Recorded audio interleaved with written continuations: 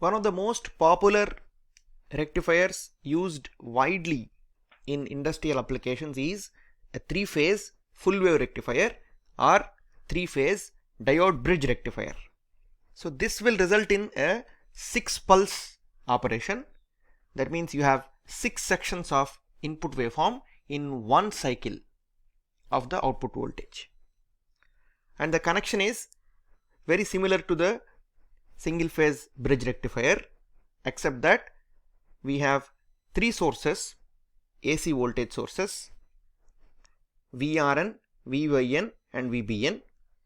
They are phase shifted by 120 degrees as discussed earlier, and the positive terminal of R phase voltage source is connected at this point R, and the positive terminal of VYN, the source VYN, is connected at Y, and the positive terminal of VBN is connected at B. And how are the diodes connected? We have 3 diodes, D1, D3, D5, the top group connected in common cathode connection, the top group of diodes D1, D3, D5, and we have another set of 3 diodes, D4, D6, D2, the bottom group, which are connected in common anode connection. And where is the load connected? The load is connected between the common cathode point X1 and the common anode point X2. The reason for numbering diodes in this manner will become evident once we understand the circuit. And between X1 and X2 we have different types of loads that can be connected. We can have a pure resistive load where VO is defined as just the voltage across the resistor, and when we have an L filter with R load, we can define 2 voltages, the voltage VO dash, that's before inductor, and the voltage VO, which is the voltage across the resistor. Again, when we have a C filter and R load, the voltage across the capacitor and the voltage output voltage or the voltage across resistor is the same, VO, which is defined like this. Of course, now you can have your capacitor current separately defined, that is IC. Alternatively, one can also think of a DC motor that is connected at X1 and X2. In that case, we have an RLE kind of representation for the load, and we can again define voltages VO dash and VO as shown here. What is the source current? The source current IR can be obtained by applying KCL at this node R. So this is IR, and if you apply KCL there, IR is equal to ID1, the diode current D1 minus ID4. Similarly, we can define IY as ID3 minus ID6 and IB as ID5 minus ID2. One quick observation from the circuit is the voltage that is blocked by any diode when it is off. And why is it important? Because diodes are chosen based on their voltage blocking and current carrying capabilities. So if you are planning to use a diode in a circuit, you should first know what is the voltage that it has to block when it is in off state, or what is the current that it has to conduct when it is in on state. So let us look at the voltage that a diode has to block when it is in off state. For example, you take VD1. What is VD1? We know that in common cathode connection of diodes, only one diode can conduct. And which one will conduct? The diode having its anode at the most positive potential will conduct. So when D1 is off, some other diode would be conducting, either D3 or D5 would be conducting from the top group. When D3 is conducting, the voltage across D1, which is VD1, would be VRY, because Y becomes this point when D3 is conducting. When D3 is on, this point is same as Y. So the voltage across VD1 is VRY. And when D5 is on, the voltage across diode VD1 is VRB. Similar observations can be made for all the other diodes. So the peak inverse voltage, of course this happens in every cycle. The peak inverse voltage or the repetitive reverse maximum voltage for each diode is the peak of VRY or VRB and so on. That is the peak of line to line voltage. Line to line voltage VRY, and which we know that it is root 3 Vm. Why? Because Vm is the peak of one phase voltage, each phase voltage. And how can we express VRY? We can express VRY mathematically as root 3 Vm sine omega t plus pi by 6. VRY is simply VRN minus VYN. From here we can get this expression. Similar expressions can be written for VYB and VBR. Let us look at the line to line voltages and phase voltages. The phase voltages are drawn in the top set of waveforms, which we have seen even in the case of a half wave rectifier, VRN, VYN, VBN. And the bottom set of waveforms are the waveforms of VRY, VYB and VBR, which are the line to line voltages. We have also plotted the negative version of them. So that means VRY is shown plotted here, and we also have VIR shown plotted, which is just the negative of VRY. We have VYB plotted, also VBY plotted. Similarly, we have VRB plotted and VBR plotted. And how are the line to line voltages?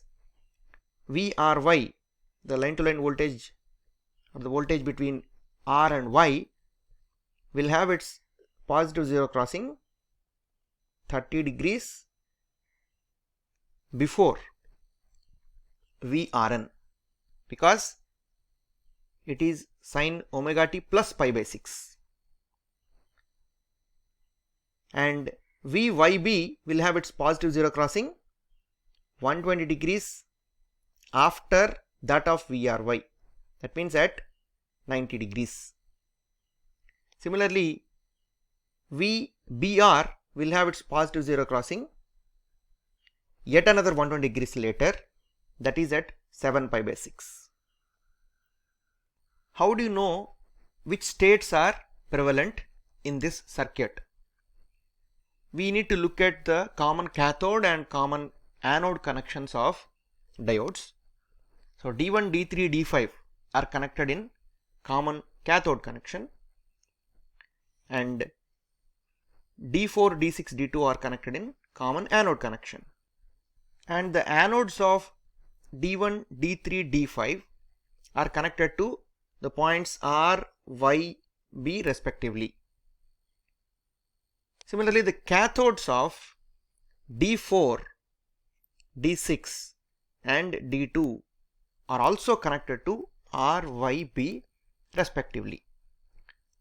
So from the knowledge of common cathode and common anode connections and the possible states in those connections, we can say that when R phase has the maximum voltage, that means when VRN is the most positive among the three voltages, D1 will conduct. D1 will conduct from the top group. And which diode will conduct from the bottom group? The diode having its cathode at the most negative potential. That means if B has the most negative potential at a given instant, then that means VBN is the most negative, then D2 will conduct. If Y has the most negative, then D6 will conduct. So always one diode from the top group and one diode from the bottom group conducts, and the current gets closed like this. So that is what is shown here. Let us take the very first interval 0 to pi by 6. From 0 to pi by 6, B phase has the most positive potential. That means VBN is the maximum among the three. So which diode is connected to B from the top group? 5 is connected. D5 is connected. So D5 will conduct. And which has the maximum negative? Y phase has the most negative voltage. VYN is the most negative in this first interval. And since Y is the most negative point, D6 will conduct. So from the top group, D5 is going to conduct, and from the bottom group, D6 is going to conduct in the first 30-degree interval, 0 to pi by 6 interval. In fact, this is extending from the previous cycle, as we shall see. We are drawing waveforms in periodic steady state. And what happens at 30 degrees? At 30 degrees, VRN becomes the most positive. VRN becomes the most positive. And it stays positive for 120 degrees more. Since VRN is the most positive, D1 can conduct from 30 degree onwards. And how about the bottom group? In the bottom group, VYN is still negative. Since VYN is still negative, D6 continues to conduct. The D6 continues to conduct as long as VYN is the most negative. That is up to this point, up to 90 degrees. And after 90 degrees, VBN becomes most negative. That means the diode from bottom group will change. What will be it now? It will be D2. It will be D2. And at 150 degrees, VYN becomes the most positive. So from the top group, it will be D3. And from the bottom group, it is still D2 because VBN is the most negative.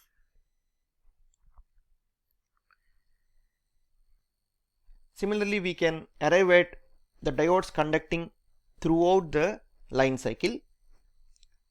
And the observation is that each diode conducts for 120 degrees. See, D1 is conducting from 30 to 150 and D2 is conducting from 90 to